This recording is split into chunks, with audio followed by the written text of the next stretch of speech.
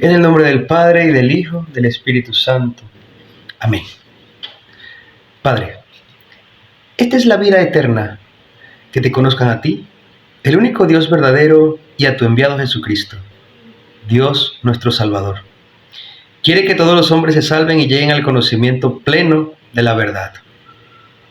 No hay bajo el cielo otro nombre dado a los hombres por el que nosotros debamos salvarnos, sino el nombre de Jesús. La vida del hombre, conocer y amar a Dios. Dios, infinitamente perfecto y bienaventurado en sí mismo, en un designio de pura bondad, ha creado libremente al hombre para hacerle partícipe de su vida bienaventurada. Por eso, en todo tiempo y en todo lugar, se hace cercano del hombre, le llama y le ayuda a buscarle, a conocerle y amarle con todas sus fuerzas. Convoca a todos los hombres que el pecado dispersó a la unidad de su familia, la Iglesia.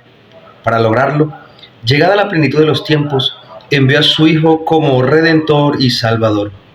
En él y por él, llama a los hombres a ser en el Espíritu Santo sus hijos de adopción y por tanto los herederos de su vida bienaventurada. Para que esta llamada resonara en toda la tierra, Cristo envió a los apóstoles que había escogido, dándoles el mandato de anunciar el Evangelio. Id, pues, y haced discípulos a todas las gentes, bautizándolas en el nombre del Padre, y del Hijo, y del Espíritu Santo, y enseñándoles a guardar todo lo que yo os he mandado. Y sabed que yo estoy con ustedes todos los días hasta el fin del mundo. Fortalecidos con esta misión, los apóstoles salieron a predicar por todas partes, colaborando el Señor con ellos y confirmando la palabra con las señales que la acompañaban. Quienes con la ayuda de Dios han acogido el llamamiento de Cristo y han respondido libremente a ella, se sienten por su parte urgidos por el amor de Cristo a anunciar por todas partes en el mundo la buena nueva. Este tesoro recibido de los apóstoles ha sido guardado fielmente por sus sucesores. Todos los fieles de Cristo son llamados a transmitirlo de generación en generación, anunciando la fe, viviéndola en la comunión fraterna y celebrándola en la liturgia y en la oración. Transmitir la fe, la catequesis. Muy pronto se llamó catequesis al conjunto de los esfuerzos realizados en la Iglesia para ser discípulos, para ayudar a los hombres a creer que Jesús es el Hijo de Dios, a fin de que creyendo esto tengan la vida en su nombre, y para educarlos e instruirlos en esta vida y construir así el cuerpo de Cristo. La catequesis es una educación en la fe de los niños, de los jóvenes y adultos, que comprende especialmente una enseñanza de la doctrina cristiana, dada generalmente de modo orgánico y sistemático, con miras a iniciarlos en la plenitud de la vida cristiana. Sin confundirse con ellos, la catequesis se articula dentro de un cierto número de elementos de la misión pastoral de la Iglesia, que tienen un aspecto catequético, que preparan para la catequesis o que derivan de ella, como son: primer anuncio del Evangelio o predicación misionera para suscitar la fe, búsqueda de razones para creer, experiencia de vida cristiana, celebración de los sacramentos, integración en la comunidad eclesial, testimonio apostólico y misionero. La catequesis está unida íntimamente a toda la vida de la Iglesia, no solo la extensión geográfica y el aumento numérico de la Iglesia, sino también, y más aún, su crecimiento interior, su correspondencia con el designio de Dios, dependen esencialmente de ella. Los períodos de renovación de la Iglesia son también tiempos en los que la catequesis le corresponde un mayor empeño. Así, en la gran época de los padres de la Iglesia, vemos a santos obispos consagrar una parte importante de su ministerio a la catequesis. Es la época de San Cirilo de Jerusalén y de San Juan Crisóstomo, de San Ambrosio y de San Agustín, y de muchos otros padres cuyas obras catequéticas siguen siendo modelos. El ministerio de la catequesis saca energías siempre nuevas de los concilios. El Concilio de Trento constituye, a este respecto, un ejemplo digno de ser destacado. Dio a la catequesis una prioridad en sus constituciones y decretos. De él nació el Catecismo Romano, que lleva también su nombre y que constituye una obra de primer orden como resumen de la doctrina cristiana. Este concilio Suscitó en la Iglesia una organización notable de la catequesis. Promovió, gracias a santos obispos y teólogos como San Pedro Canicio, San Carlos Borromeo, San Toribio de Mogrovejo, San Roberto Belarmino, la publicación de numerosos catecismos. No es extraño, por ello, que en el dinamismo del Concilio Vaticano II, la catequesis de la Iglesia haya atraído de nuevo la atención. El Directorio General de la Catequesis de 1971, las sesiones del Sínodo de los Obispos consagrados a la evangelización y a la catequesis, las exhortaciones apostólicas correspondientes, Evangelii Muntiandi y Catequesi Tradente, dan testimonio de ello. La sesión extraordinaria del Sínodo de los Obispos pidió que sea redactado un catecismo o compendio de toda la doctrina católica, tanto sobre la fe como sobre la moral. El Santo Padre Juan Pablo II hizo suyo este deseo emitido por el Sínodo de los Obispos, reconociendo que responde totalmente a una verdadera necesidad de la Iglesia universal y de las iglesias particulares. El Papa dispuso todo lo necesario para que se realizara la petición de los padres sinodales. Fin y destinatarios de este catecismo. Este catecismo tiene por fin presentar una exposición orgánica y sintética de los contenidos esenciales y fundamentales de la doctrina católica, tanto sobre la fe como sobre la moral, a la luz del Concilio Vaticano II y del conjunto de la tradición de la Iglesia. Sus fuentes principales son la Sagrada Escritura, los Santos Padres, la liturgia y el magisterio de la Iglesia. Está destinado a servir como un punto de referencia para los catecismos o compendios que sean compuestos en los diversos países. El presente catecismo está destinado principalmente a los responsables de la catequesis, en primer lugar a los obispos, en cuanto a doctores de la fe y pastores de la Iglesia. Les es ofrecido como instrumento para la realización de su tarea de enseñar al pueblo de Dios a través de los obispos.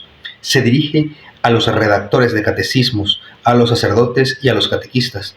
Será también de útil lectura para todos los demás fieles cristianos. La estructura del catecismo de la Iglesia Católica.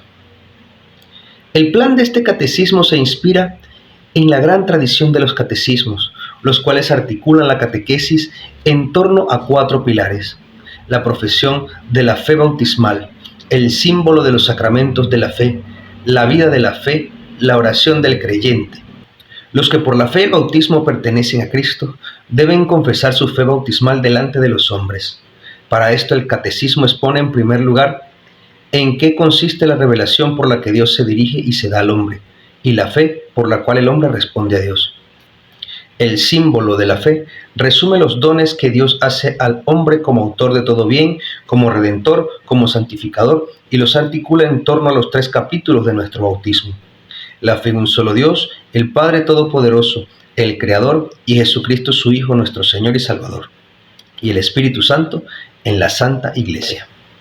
La segunda parte del catecismo expone cómo la salvación de Dios realizada una vez por todas por Cristo Jesús y por el Espíritu Santo se hace presente en las acciones sagradas de la liturgia de la Iglesia, particularmente en los 7 sacramentos. La tercera parte del catecismo presenta el fin último del hombre, creado a imagen de Dios, la bienaventuranza y los caminos para llegar a ella, mediante un obrar recto y libre, con la ayuda de la ley y de la gracia de Dios, mediante un obrar que realiza el doble mandamiento de la caridad desarrollado en los 10 mandamientos de Dios. La última parte del catecismo trata del sentido y la importancia de la oración en la vida de los creyentes. Se cierra con un breve comentario de las 7 peticiones de la oración del Señor. En ellas, en efecto, encontramos la suma de los bienes que debemos esperar y que nuestro Padre Celestial quiere concedernos. Indicaciones prácticas para el uso de este catecismo. Este catecismo está concebido como una exposición orgánica de toda la fe católica. Es preciso, por tanto, leerlo como una unidad. Por ello, en los márgenes del texto se remite al lector frecuentemente a otros lugares señalados por números más pequeños y que se refieren a su vez a otros párrafos que tratan del mismo tema. Y con ayuda del índice analítico al final del volumen, se permite ver cada tema en su vinculación con el conjunto de la fe. Con frecuencia los textos de la Sagrada Escritura no son citados literalmente, sino indicando solo la referencia. Para una inteligencia más profunda de estos pasajes, es preciso recurrir a los textos mismos. Estas referencias bíblicas son instrumentos de trabajo para la catequesis. Cuando en ciertos pasajes se emplea letra pequeña, con ello se indica que se trata de puntualizaciones de tipo histórico, apologético o de exposiciones doctrinales complementarias. Las citas en letra pequeña de fuentes patrísticas, litúrgicas, magisteriales o hagiográficas tienen como fin enriquecer la exposición doctrinal. Con frecuencia estos textos han sido escogidos con miras a un uso directamente catequético. Al final de cada unidad temática, una serie de textos breves resumen en fórmulas condensadas lo esencial de la enseñanza. Estos resúmenes tienen como finalidad ofrecer sugerencias para fórmulas sintéticas y memorizables en la catequesis de cada lugar. Las necesarias adaptaciones. El acento de este catecismo se pone en la exposición doctrinal. Quiere, en efecto, ayudar a profundizar el conocimiento de la fe. Por lo mismo, está orientado a la maduración de esta fe, su enraizamiento en la vida y su irradiación en el testimonio.